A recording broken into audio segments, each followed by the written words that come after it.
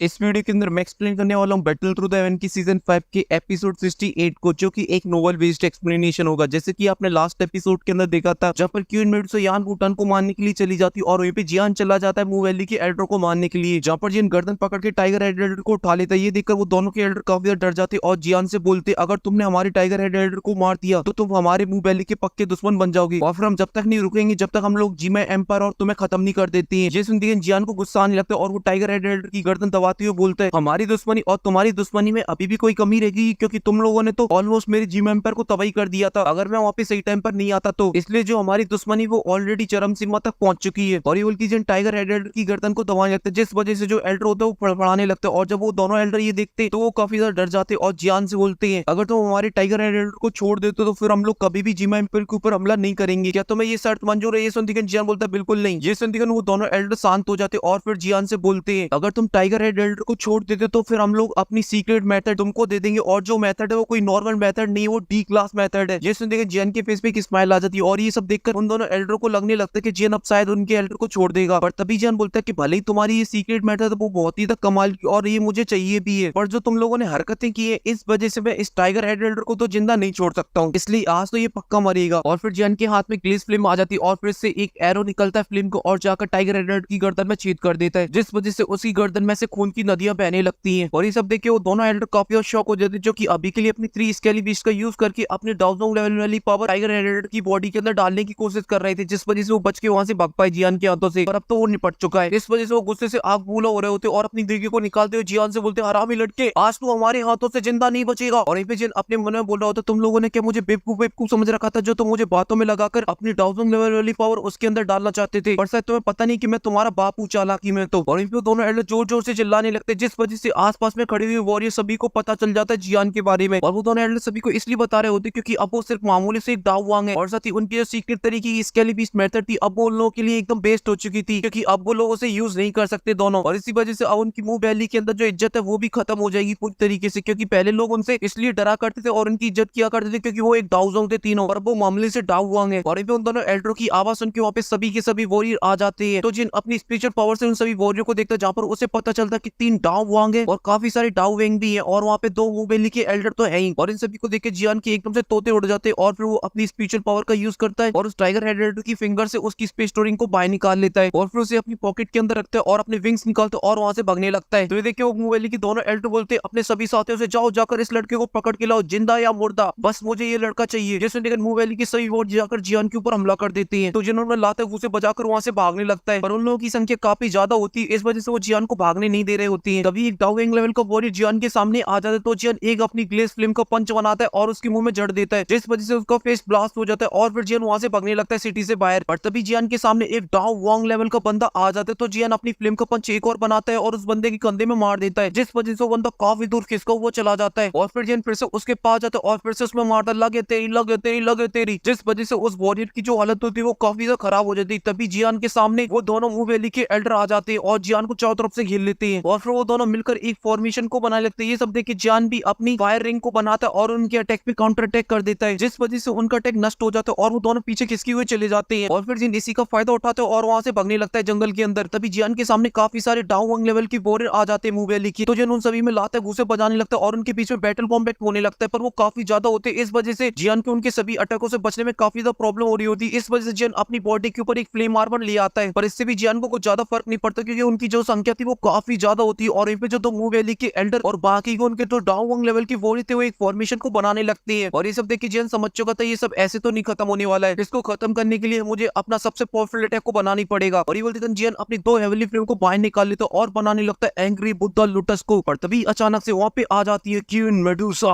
और वो अपनी मामूली सी स्पेशल पावर से जो जियान के आसपास जो डाउ वांग लेवल की वॉरियर होते हैं उन सभी को एक बार में निपटा देती है। और फिर वो जियान को देखती है जहाँ पर जियान की बॉडी पे खून लगा हुआ होता है और उसकी जो की पावर होती है वो काफी ज्यादा कम होती है। ये देखती वो गुस्से से आग बबूला होने लगती है उन सभी मुंह वैली के एल्डरों के ऊपर। और फिर वो जियान के पास जाती और जियान को एंग्री बुद्धा लुटस बनाने से मना करती और बोलती है, अब तुम इन दोनों को मेरे ऊपर छोड़ दो, अब तुम यहाँ से चले जाओ, क्योंकि अब मैं इन दोनों से खुद बदला लूंगी जो इन लोगों ने तुम्हारे साथ किया है। तो इसे देखे जियान भी एकदम से रिलैक्स हो जाता है और पूछते क्या तुमने अपना काम खत्म कर लिया, मतलब यान वुटान को निपटा दिया कि नहीं निपटा दिया। तो इसे इनकी क्वीन मेडुसा बोलती है, हाँ मैंने उसे मार डाला है, पर अभी के लिए तुम यहाँ से चले जाओ, अब इसके आगे मैं इन लोगों को देखूंगी, क्योंकि यान वुटान को मारने की वजह से उन लोगों के सेना के लोगों को भी पता चल चुका होगा और वो लोग भी यहाँ पे आते जाते होंगे। और यहाँ पे मूवेली की दोनों एल्डरों की तो डर के मारे पतलून गीली हो रही थी, क्योंकि जब वो लास्ट टाइम क्वीन मेडुसा से फाइट कर रहे थे तब उसने अकेली उन लोगों की बैंड बजा दी थी, और तब तो उनके पास 3 स्केली बीस्ट टेक्निक भी थी, जिससे वो थोड़ी देर के लिए क्वीन मेडुसा के सामने खड़े हो सकते थे। पर अब तो उनका कोई भी कंपैरिजन ही नहीं है उसके सामने। पर अब क्वीन मेडुसा से लड़ने के अलावा उनके पास कोई दूसरा ऑप्शन भी नहीं था। इस वजह से बची हुई डाउन लेवल की वॉरियर के साथ वो हमला कर देते क्वीन मेडुसा के ऊपर। तो क्वीन मेडुसा एक हमला कर देती है उन सभी लोगों के ऊपर, जिस वजह से जो सभी वॉरियर होते हैं वो जमीन पे गिर पड़ते हैं और उन सभी की एक ही में हालत काफी ज्यादा खराब हो जाती है। ये सब देख के जियान बोलता है, अरे यार मैं चाहे जितना पावरफुल हो जाऊं पर ये डाउजोंग तो डाउजोंग ही होता है, और ऊपर से ये काइलिन जो कि इतनी ज्यादा अग्रेसिव है, इसके सामने तो अच्छे नहीं टिक पाते डाउजोंग। तो मामूली से लोग उसके सामने क्या ही टिक पाएंगे। और फिर दोनों मूवेली के एल्डर खड़े होने लगते, तभी क्वीन मेडुसा उनके पीछे आके अपीयर हो जाती है। ये देखते वो अपनी देखी को बाहर निकालते हुए एक अटैक बनाकर क्वीन मेडुसा के ऊपर कर देते हैं। तो क्वीन मेडुसा उनके अटैक को अपने हाथों से ही रोक लेती और एक पंच बनाती और उनके पेट में जड़ देती, जिस वजह से वो उड़े हुए चले जाते हैं और उनके मुंह से खून निकलने लगता है। और वो समझ चुके थे अब वो क्वीन मेडुसा का सामना नहीं कर सकते हैं। इस वजह से वो दोनों ही अपने बोरी बिस्तर उठाते और वहां से भागने लगते हैं। पर तभी क्वीन मेडुसा की जो 7 कलर की शॉट होती है एक एल्डर की छाती के आर पार हो जाती है। ये देखते हैं दूसरा एल्डर होता है जिसके डर के मारे पतलून गीली हो जाती और वो फुल स्पीड से भागने लगता है वहां से। पर तभी क्वीन मेडुसा उसके सामने भी अपीयर हो जाती है और अपनी 7 कलर की शॉट से उसकी गर्दन को धड़ से अलग कर देती है। और जब ये सब मूवेली की बाकी की वॉरियर देखते तो काफी डर जाते और वहां से दुम दड़ा के भागने लगते हैं। तो क्वीन मेडुसा भी उनका पीछा नहीं करती और उन दोनों एल्डरों के पास आती है और उनके हाथों से उनकी स्पेस स्टोरिंग को बाहर निकाल लेती है और उसे अपने पास रखकर और एकदम फुल साइड में वहां से जाने लगती है। ये सब देखकर जो वहां की एल्डर थे उनकी इतनी ज्यादा हिम्मत नहीं होती जो क्वीन मेडुसा के आसपास भी भटक पाई। और भी क्वीन मेडुसा अपना और भी ज्यादा भौकाल दिखाने के लिए वहां पे पैदल चलते हुए जारी होती है, क्योंकि वो सभी को बताना चाहती थी queen Medusa always queen Medusa ही है। भले स्टूडियो मेरी स्टोरी में थोड़े चेंजेस करके मुझे कमजोर दिखा सकता है, पर असलियत में जो स्टोरी नोवेल के अंदर उसके अंदर मेरा जो भौकाल है वो आज भी कम नहीं हुआ है। और एमपी क्वीन मेडुसा उस कैंप से बाहर निकल आ जाती है जहाँ पर जियान उसका वेट कर रहा होता है। तो जियान क्वीन मेडुसा को लेकर उस सिटी की बॉल से कूदकर बाहर आ जाता है, क्योंकि क्वीन मेडुसा को पता चल चुका था कि उन लोगों की तरफ गोल्ड जीत सकते वॉरियर आ रहे हैं और उनसे बेमतलब में भिड़ना कोई अच्छी बात नहीं है। पर तभी पॉइजन सेक्ट की तरफ से एक बहुत ही पावरफुल ऑरा क्वीन मेडुसा और जियान की तरफ आगे बढ़ता है। और जो क्वीन मेडुसा और जियान थे वो उस ऑरे की रेंज से काफी ज्यादा दूर होते, इस वजह से वो ऑरा वापस पॉइजन सेक्ट के अंदर ही चला जाता है। और अभी क्वीन मेडुसा और जियान आ जाते हैं जंगल के अंदर। और अभी के लिए जो जियान था वो काफी ज्यादा खुश था, क्योंकि इसने आज 2 डाउजोंग लेवल की वॉरियर को मार दिया था, जिस वजह से अब उसके जिमा एम्पायर के ऊपर कोई भी खतरा नहीं है। और फिर जियान क्वीन मेडुसा की तरफ देखते और बोलते क्या तुम ठीक हो? तो क्वीन मेडुसा बोलती है हाँ मैं ठीक हूँ, ज्यादा हिम्मत नहीं है जो मेरे सामने खड़े होने की हिम्मत भी कर सके। तो इनकी जियान खुश हो जाता, तभी उसके पास आइस एम्पर और बाकी के सभी वॉरियर आ जाते। तभी आइस एम्पर जियान से पूछते हैं क्या तुमने अपने मिशन को कंप्लीट कर लिया? तो जियान हाँ में ऐसा ला देता है। ये सुनकर आइस एम्पर और बाकी के सभी वॉरियर काफी ज्यादा खुश हो जाते हैं, क्योंकि अब उनका जिम एम्पायर एकदम पूरी तरीके से सेफ था। और इसी खुशी के साथ ये एपिसोड यहीं पे खत्म हो जाता है। पर एक सैड न्यूज बताऊं, जो हमारी क्वीन मेडुसा है वो बहुत ही जल्दी एपिसोड में दिखना कम हो जाएगी, या फिर ऐसे बोल सकते कि वो एपिसोड में दिखेगी ही नहीं। और इसी वजह से मैं सोच रहा था कि एक जर्नी वीडियो बनाऊं क्वीन मेडुसा के ऊपर, जिसमें स्टार्टिंग से लेके अभी तक की स्टोरी बताऊंगा क्वीन मेडुसा ने क्या क्या भौकाली काम किए हैं। और अगर आप लोग चाहते हैं कि मुझे इसके ऊपर वीडियो बनानी चाहिए तो आप लोग मुझे कमेंट में बता सकते हो। और इस वीडियो में सिर्फ इतना ही, मैं मिलता हूँ आपसे नेक्स्ट वीडियो में, तब तक के लिए आप सभी को बहुत सारा प्यार।